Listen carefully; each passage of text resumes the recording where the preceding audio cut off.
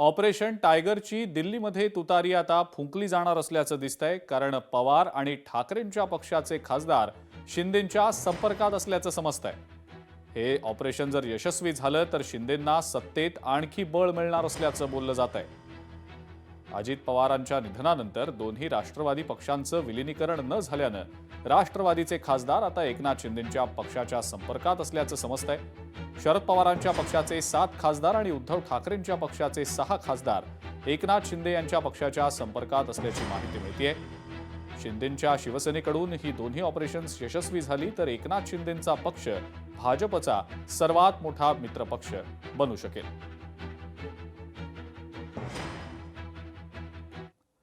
मुंढवा जमीन गैरव्यवहार प्रकरणामध्ये खारगे समितीनं दिलेल्या अहवालावर आता विरोधकांनी आक्षेप घेतलाय.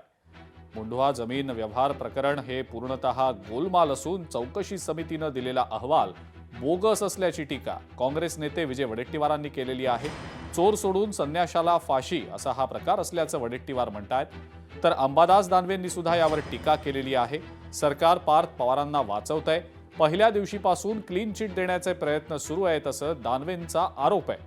99% ज्यांची भागीदारी आहे त्याला आरोपी केलं जात नाही, 1% वाला आरोपी होतो, यातच सगळं आलं अशी टीका अंबादास दानवेंनी केली आहे.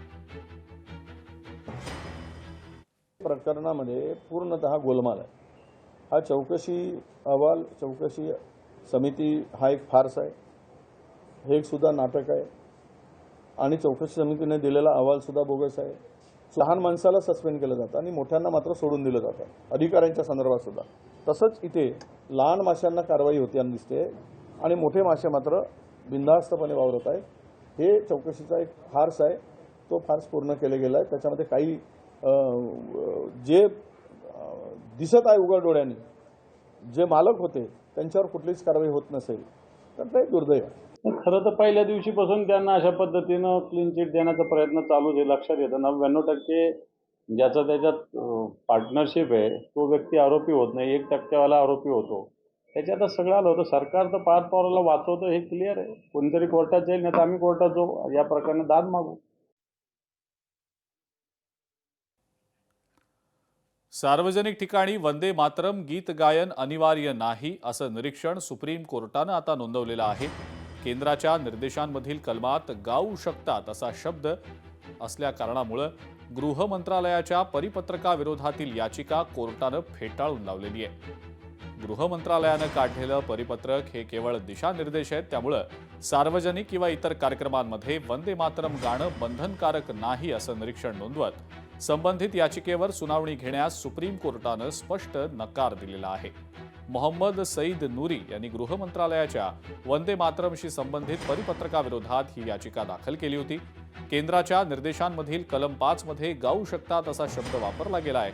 ही याचिका वेळेपूर्वीच दाखल केली असून भेदभावाच्या शक्यतेवर आधारित असल्याचं नमूद करत सरन्यायाधीश सूर्यकांत, न्यायमूर्ती जयमाल्य बागची आणि न्यायमूर्ती विपुल एम पांचोली यांच्या खंडपीठानं सुनावणीला नकार दिलाय.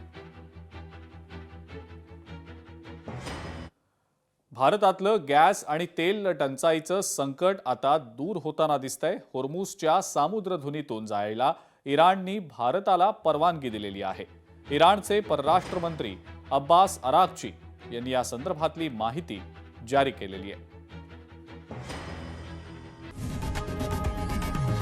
लोकशाही मराठी ऐका, पहा, जागरूक रहा.